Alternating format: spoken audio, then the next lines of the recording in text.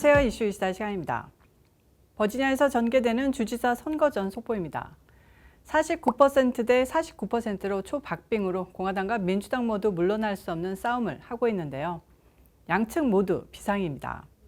그럼 오늘은 각 진영에서 터져나오고 있는 문제점에 대해서 살펴보겠습니다. 우선 압축하자면 민주당은 바이든 실책으로 인한 중도층 지지 붕괴, 가짜뉴스를 통한 비방전 전개가 화두고요. 공화당 영킨 캠프 측은 트럼프 대통령에 대한 지나친 경계에 대한 공화당 지지 세력의 실망감입니다. 우선 맥컬리프 캠프부터 진단하겠습니다. 바이든 부부, 오바마, 카말라 해리스, 기타 떨거진 민주당 인사들이 총동원돼서 민주당 지지층의 결속과 투표 참여를 독려하고 있습니다. 정말 민주당 지지하는 사람들 하나라도 투표 안 나가면 우리들 다 죽어 하고 외치는 분위기입니다. 그도 그럴 것이 이번 선거가 바이든 정권을 조기 심판하는 자리인지라 패배하면 국정 운영에 차질이 생기고 민주당 집권 세력이 모멘텀을 잃고 트럼프 대통령의 조기 대선 출마설이 힘을 받게 됩니다. 이건 정말 민주당으로서는 물러날 수 없이 배수진을 쳐야 하는 상황인데요. 지난 6주 동안 사전투표가 실시되고 있는데 현재까지 약 73만 표가 우편 및 부재자 투표가 집계됐다고 합니다.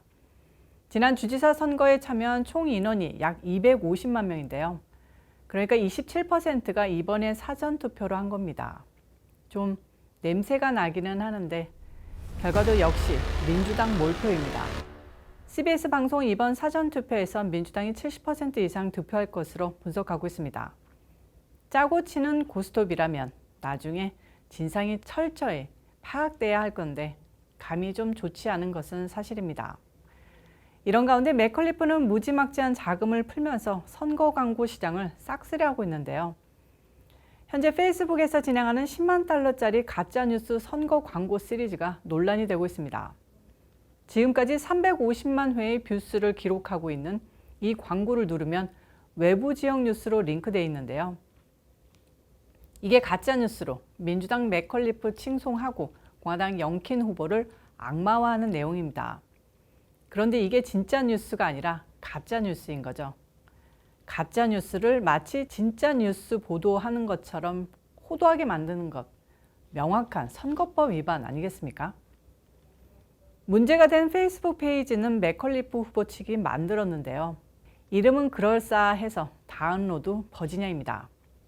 좋아요 숫자는 67개로 좀 참담하죠. 그러니까 대부분 여기 올려진 선거 광고 가짜 뉴스를 보는 사람들은 다른 사이트에 유료로 도배된 링크로 이곳 영상을 보는 건데요. 이 페이지를 관리하는데 지난 6월부터 47만 달러를 썼다고 합니다. 여기 관리자 참 행복하겠습니다. 영킨 측 대변인은 이 같은 맥컬리프 후보의 선거 광고에 대해 가짜뉴스를 무분별하게 퍼뜨리는 맥컬리프의 행태에 분노한다고 했습니다. 그리고 좌파의 철진한 프로파간다 행태에 현혹되는 유권자들은 많지 않을 것이며 공화당의 거대한 물결을 막을 수는 없을 것이라고 논평했습니다. 지금까지 나온 자료에 따르면 맥컬리프는 9월 한 달 동안 1,750만 달러를 선거 자금으로 사용했고요. 공화당 영킨 후보 측은 950만 달러를 집행했습니다. 민주당이 거의 2배의 돈을 푼 건데요. 당연하죠. 빅테크와 거대 기업은 이제 몽땅 민주당 편이라고 봐도 무방합니다. 민주주의에 꽂힌 선거를 금권으로 타락시키는 세력은 이제 공화당 보수 세력이 아닌 속칭 민주주의 투사, 민주당 사람들입니다. 다음은 영킨 후보 측 살펴보겠습니다. 영킨 후보의 가장 큰 고민은 지금 트럼프 대통령입니다. 가까이 하기엔 너무 먼 당신이 아니라 가까이 하고 싶은데 멀어져야 하는 당신이 딱 들어맞는 표현인데요. 이게 좀 오버다라는 의견들이 힘을 얻고 있습니다. 이건 버지니아 공화당 중에서도 강성으로 분류되는 세력에서 제기되고 있는 내용인데요. 영킨 후보 측의 대통령 거리두기가 해도 너무한다는 뜻입니다. 제가 몇 번 말씀드렸듯이 이번 주지사 선거는 북버지니아에서 결판이 납니다. 북버지니아는 제가 사는 페어팩스 카운티가 중심으로 대단히 민주당 성향인데요. 잘 사는 사람들도 많아 까보면 의외로 보수층이 만만치 않은 지역입니다. 아무튼 지난 10년간 선거 양상은 7대3으로 민주당이 압승을 거두는데요. 영키는 이번 바이든의 실책과 미국 망하기에 돌아선 무당파 중도층을 끌어들여 3대7, 5대5, 그게 안 되면 4대6으로 격차를 줄여서 버지니아 전체 득표율에서 이겨버리자라는 전략을 실행 중입니다. 여기에 중요한 변수가 트럼프 대통령입니다. 영킨 후보는 북버지니아에서 트럼프 대통령이 거론되거나 자기와 관련이 있다고 자꾸 회자되면 돌아온 중도층이 빠져나갈 거라고 생각합니다. 이게 민주당 텃밭의 냉혹한 현실이라면 현실인데요. 미안하지만 어쩔 수 없다인 거죠. 대통령도 이런 분위기 잘 알아서 엄청난 관심을 갖고 지켜보는 버지니아 선거지만 직접적인 지원은 하지 않고 있죠. 지난 10월 중순에 딱 한 번 배넌 전략수석 보좌관이 진행한 버지니아 주지사 유세 전화 연설로 한 번 등장했는데 그걸 갖고 엄청나게 민주당과 주류 언론들이 까대고 있으니. 그런데 이때 증명된 사실이 한 가지 있습니다.